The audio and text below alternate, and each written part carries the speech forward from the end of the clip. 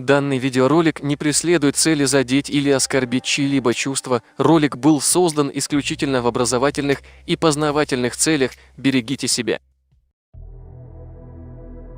Давно не было слышно вестей от самого уважаемого в Ингушетии человека, Руслана Бузуртанова. Ради интереса мы посмотрели видео на его канале, и оказывается, Руслан стал великим разоблачителем в кавычках. В одном из эфиров Руслан, путем вырывания слов из контекста и нотки манипуляции, опровергает чеченского автора. Посмотрим фрагмент из эфира Руслана. Муслим Мурдалов, Чечня и Кавказ, этюды, заметки из прошлого, 2021 год. Он, знаете, там в этой книге допустил подлог. Какой? Жилища некоторых чеченских племен, составляющих Ингушевский округ, состоят... Он написал как?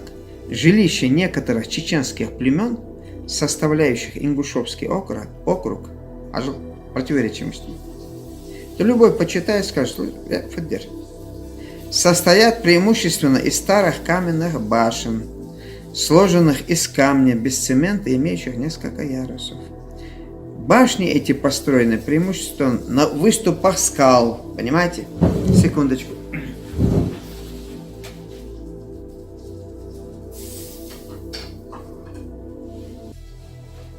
На выступах скал. Или на оконечностях гребней. Словом, на таких местах, которые ни для чего другого не годны. Ну и дальше, да? А там здесь сразу бросается в глаза подлог, потому что в настоящем тексте Николая Дубровина «История войны и владычества русских на Кавказе», ну, откуда якобы он приводит, да? Том 1, в книге 1, Санкт-Петербург, 1871 год, там написано: жилище Жерахов, Кистин, Галгаев, Цоринцев, Мереджинцев, составляющих Ингушский округ. Нету там никаких чеченских племен. В старые документы засовывать нельзя же этого делать, подлоги делать. Люди же по вашим книгам, по изданным вот этим талмудам, дали, там где-то ссылку будут делать. Руслан утверждает, что на оригинале все не так. Ну хорошо, давайте посмотрим на оригинал. Открываем книгу «История войны и владычества русских на Кавказе». Том 1. Как только вы откроете раздел «Содержание», вы поймете, что в данной об ингушах, как об отдельном этносе, речи не идет, ингуши причисляются к чеченцам, этого было бы достаточно для нормальных людей, но мы имеем дело с фальсификаторами. То, что зачитал Руслан, вырвав из контекста, находится в разделе «Чеченцы», Нахчи. Глава 3. Чеченское селение. Сначала зачитаем то, что специально пропустил Руслан. Чеченские аулы или селения были вообще растянуты на значительное расстояние. Сакли отделялись садом, огородом, двором, а иногда и пашню. Чеченцы, обитавшие в долине, жили большими аулами. Но в горах, напротив того, селения их были незначительны и часто состоял из нескольких дворов. Далее идет то, что зачитал Руслан. Жилище Джирахов, Кистов, Галгаев, Царинцев и Мереджинцев, составляющих Ингушевский округ, состоит преимущественно из старых каменных башен, сложенных из камня, без цемента и имеющих несколько ярусов. Теперь возникает вопрос, где и каким образом Руслан заметил подлог.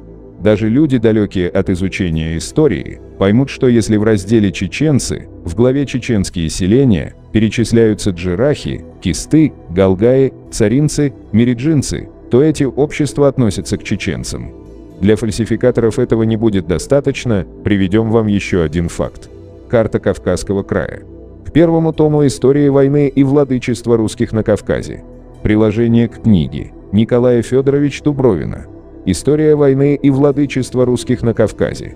Том 1. Карта составлена в 1870 году, это период после Кавказской войны, и, разумеется, исследования проводились без каких-либо препятствий.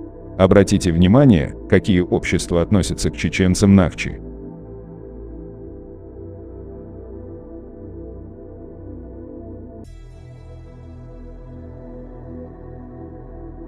А вот территория чеченцев того периода.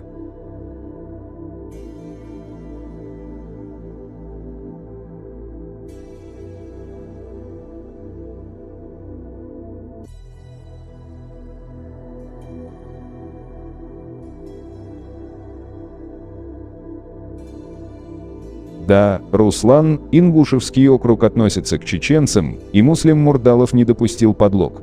Чеченцы умеют читать и проводить свой анализ, вырывая из контекста слова «ты будешь авторитетным историком только в Ингушетии, но за пределами своей республики грез ты будешь подлым фальсификатором».